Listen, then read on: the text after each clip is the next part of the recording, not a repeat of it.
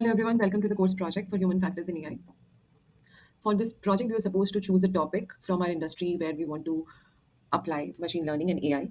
And for that project, we had to perform these different steps to analyze the user journey, analyze the task that they are performing now, how the experience for the user going to be when we implement the model, and what are the considerations from privacy and ethics perspective that we have taken to build that model. For the purpose of this project, I have chosen the same project topic as the second, which I had chosen in the second module of this AI learning, which was to forecast the devices or the laptop sales for a particular device's manufacturer. Describing the problem that the users or the planners face currently is that they have to predict the device's sales or laptop forecast sales. They have to understand what demands are there for a particular product so that they can either procure those products or they can understand what products are not selling. And to do that, what they do currently is they maintain all of this data in an Excel. They apply certain statistical or certain rules on that data to create a forecast. Most of this analysis is based on certain assumptions or the rules that they have defined, which have a tendency to change over time. And due to these considerations, what we have as a result is our inaccurate forecast, which might either result in excess of inventory or inventory shortages, which causes financial losses, potential sales loss, and customer dissatisfaction as well. Now, going through all of the tasks that our planners have to perform, there were different steps that are there before the forecast or the demand forecast of the demand is made. The first step is to gather all of the sales data or the purchase information for that particular product, and these are basically done from different channels. They maintain different multiple Excels. They download all of this data in an Excel. Then they go ahead and combine all of this data to create a single sheet. Then they apply certain filters from demographic or certain filter criteria to for that particular product sales or in which region. And then after that data is filtered and the data is prepared, they apply certain rules which helps them predict the sales or they predict the demand of that particular product. They use that information to do a couple of things. The first thing is if there is less inventory, they would go ahead and create purchase order for procurement of those parts. The tool that they use is currently Excel, which is, and all of the calculations that are done are mostly manual. The insight that I got after doing this task analysis is to understand the journey for them is really complex. Most of the data is manual. The assumptions are not right. There are multiple problem points that are there. There are multiple touch points that they have to make. And I figured out that after doing the analysis that these steps can be simplified by plugging in different data sources to the model itself, and some of the tasks can be automated and we can generate insights through our model to give accurate demand forecast. Now the second step was to understand the user experience currently and understand how the user experience would be if we when we implement our AI model.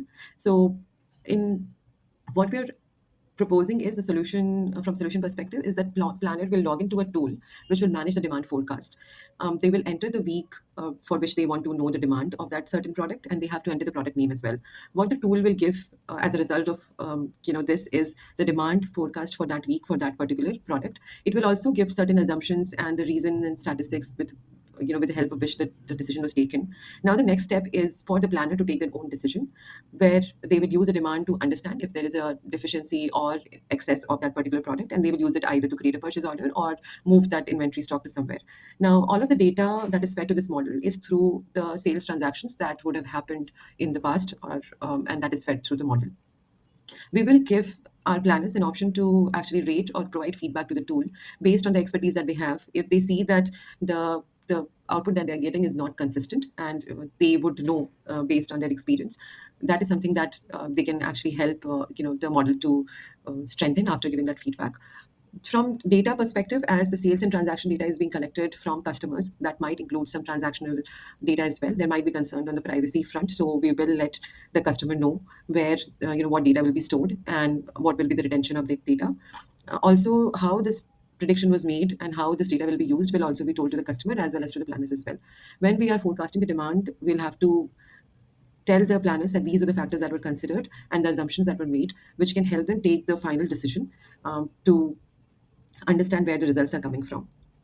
Now, from privacy consideration, we were supposed to describe if there are any concerns that might arise from the model. As I said, that the data that is being collected is that we have to have purchase and sales details of that particular device. That transaction itself can have multiple information from customers, but we need to ensure that the analysis that we're doing and the model features that we're using are not based on PII data at all.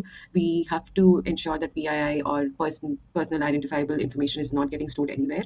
Only the data that cannot be correlated to an individual can be stored in the model itself.